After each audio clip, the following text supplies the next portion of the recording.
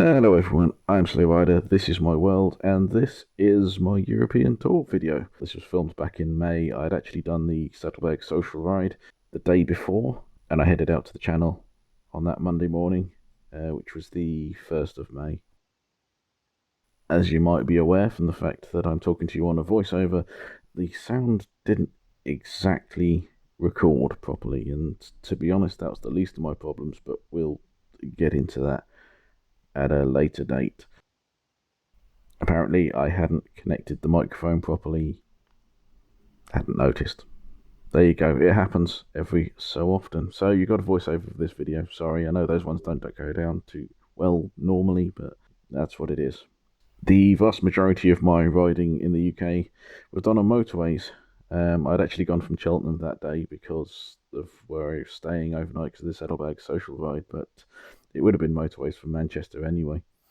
I'd ridden down to Folkestone to use the Channel Tunnel, which seemed to be the most cost-effective way that avoided P&O, particularly as I was booking this at relatively short notice. I got to speak to the motorcyclists in front for a little while on the train, and they were going on honeymoon. I think they said they were going to the south of Spain, but anyway, I really do hope they had a wonderful time. Not a bad idea for a honeymoon, to be fair. For those of you who've never ridden down the Channel Tunnel train, it's an experience. It gets a little bit loud at times, so it's probably good that you haven't got the sound on that bit. The journey itself is only about 40 minutes. It's alright. Anyway, then we hit France, which is a place that you have to go to if you go on the Channel Tunnel. In fact, most of the channel crossings are to France. I did try and dispel this myth that there's only straight roads in northern France, and to be fair, that's largely because someone dropped loads of ordnance on there for, half a decade. And then, the Americans were there, so, straight roads. But there are a few twists and turns here and there if you can manage to find them. I really didn't want to use the péage, and I really didn't want to use motorways if I could avoid it, but the alternative is mostly dead straight, slightly slower roads, so, But I have tried to put a little clip in of these little tiny curvy, I would say, not even really twisty, curvy sections of road that I managed to find. Because as the day went on, the roads just got straighter and straighter. It seems like in some places they actually have speed restrictions just for the curves. It's like the French don't know how to use them. I don't know if that's the way it is, but yeah, there are some that are 30 mile an hour in another way. In the UK, there would be 60 mile an hour roads, but they're 30 in France for some reason. I'd actually put down points of interest that I wanted to go and see, which is why I was taking the route I was through Europe. I was basically heading dead south, even though my route in general was heading into northern Europe. One of the downsides, of course, of going down these twisty roads is that there's lots of French villages everywhere that break up these roads, and they do love their 30km/h zones. This really was the best of the roads that I could come up with for that day travel, although, to be fair, I'd only put my sat-nav in for a point-to-point journey, but this was all within the first hour and a half, 2 hours of the ride, and the remaining 2 hours really did get quite dull. Lots and lots of straight, I mean dead straight roads. It was painful at times, even to the point where I was happy to see roundabouts, which is probably the most British thing there is in France, although they still managed to do it wrong. I don't regret the decision to go on the local roads either, to be completely honest with you. I think it was more fun than going down motorways for hours on end, even if it did take a bit longer.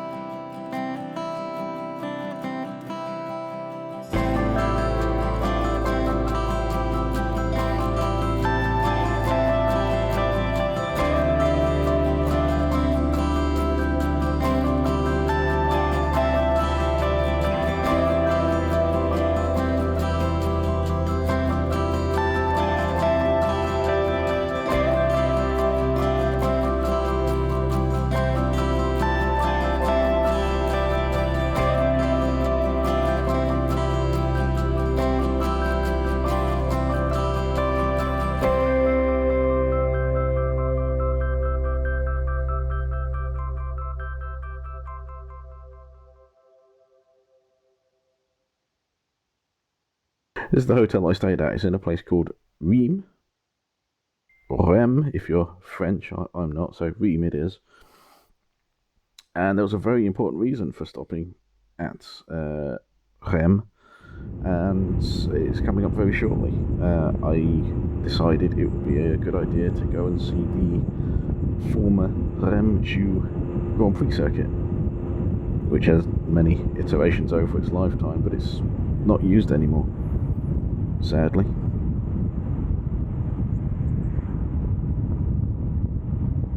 As you might expect, the circuit is between the town of Rem and the village of Joux. It's quite a literal name for a circuit. It seems quite an unusual thing to have the main grandstands and the pit lane still intact on what is essentially a main road in the middle of nowhere. But these buildings are actually being restored to their former glory, and it's taking its time to do it. I don't think the people doing it have an awful lot of money, but the structure still being relatively intact is actually quite nice to see, and probably helps them a lot in their efforts.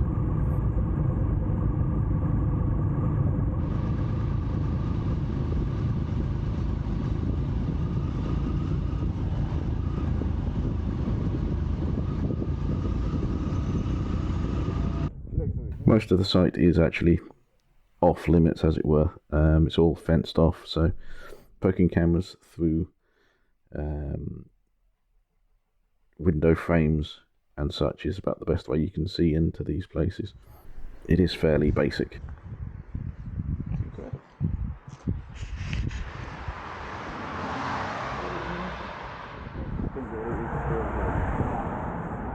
The Rem circuit did actually host Formula 1 races for most of its time, which seems quite weird now when you look at the way Formula 1 is with the circus that follows it around, but this is really basic stuff.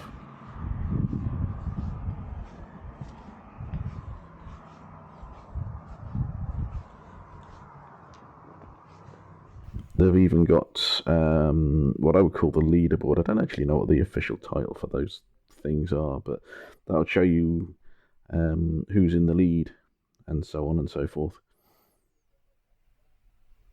But even that's still up. That I think is, I'm not sure it's the original one, but it's certainly from the same period as all these other buildings.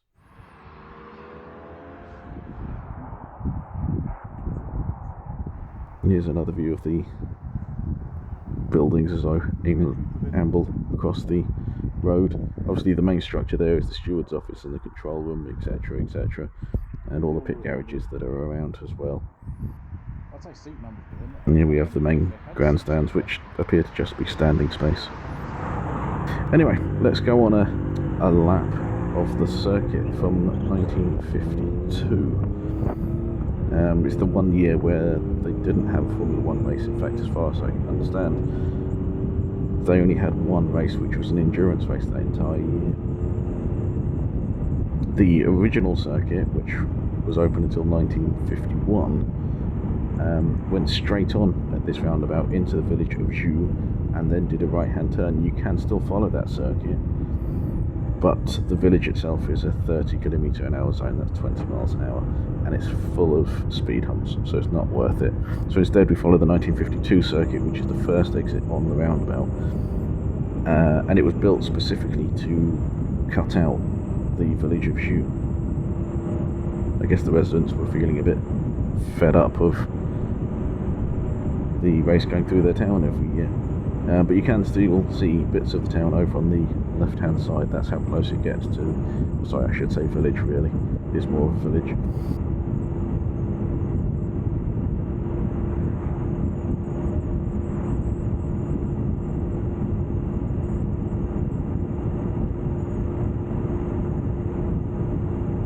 We're coming up to another junction here. This is where we rejoined the original circuit. The road from Joux emerging roughly where that white van is, but our road, it continues round to the right.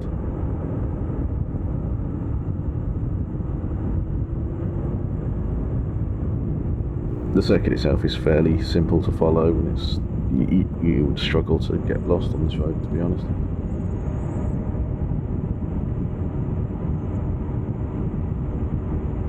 It's basically a long blast here up to the main road, which I think is the N31. But you can imagine if you were doing 100, 150 miles an hour along here, it wouldn't be a very long straight at all.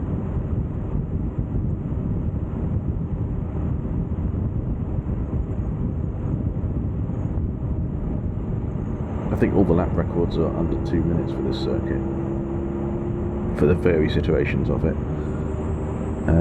You would be hard pushed to do that today, even with breaking the speed limits. Anyway, we come up to the road junction, and it's first exit again. It's another basic right-hand turn. Now, back in the day of the circuit, this wasn't the dual carriageway, it was just a regular road, so this would have been full steam ahead with barely a turn.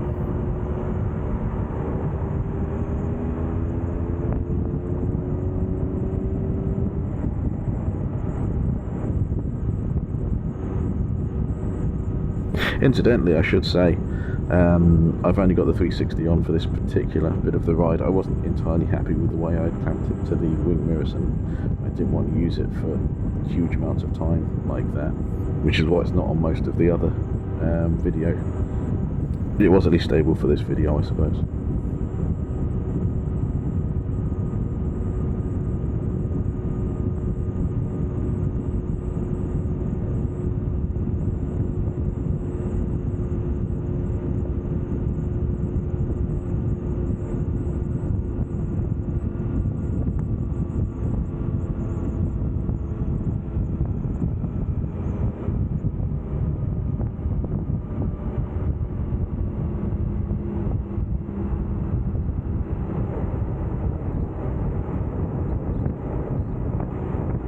Then we come up to the final turn, which is also now a roundabout. At the time it wouldn't have been.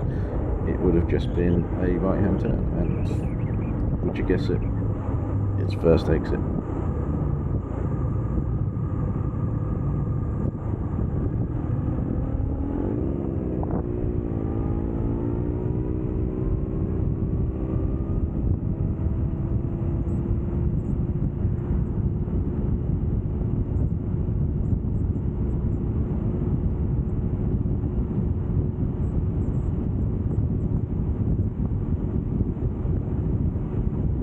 And this is the dash for the start-finish line.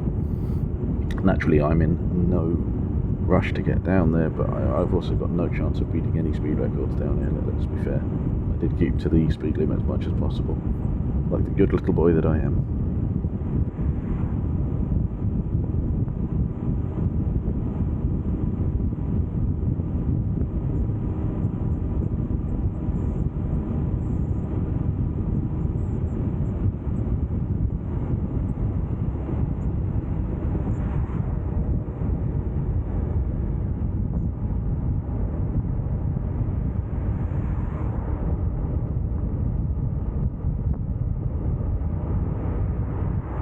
And there we have it. One lap of the circuit from 1952, the only year that circuit was in use, and as I say, I think there's only one race that actually did it, which was a relatively local endurance race. There is, however, another circuit from after 1952 which Formula One did race on, and if you remember this junction that we were at before where we turned right onto the original circuit again, if you actually turn left and then right, as I've done here, and then take another right onto what looks like now nothing more than a farm track, really. This is the circuit from after 1952, the 1953 onwards circuit. You wouldn't think it now to look at it. It's fairly basic, there's no traffic on it. In fact, I think it only does lead down to a farm. It used to lead down to the N31 road, and then there was a sharp right-hand bend, but well, that junction disappeared when it became a more major road. One thing that is down here, and the one thing I wanted to come down and see, is just on the left-hand side. It is a little way down. I think it turns into more of an agricultural lane before we get there, with all the mud that's on the road.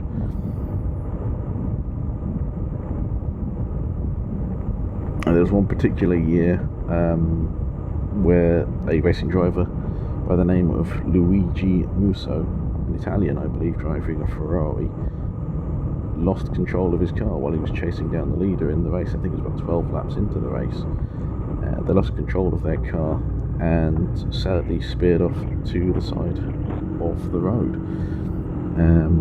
That driver, Luigi, tragically lost their life that year. But what you come to if you come down here is a rather unremarkable cross with a little metal plaque on it, which I think is the original memorial. That cross is the memorial for Luigi Musso. That's it. After that, this road continues to what is essentially a dead end, where the road has been destroyed over time. It's a shame, really. That the drivers and the memorial there is somewhat lost to time.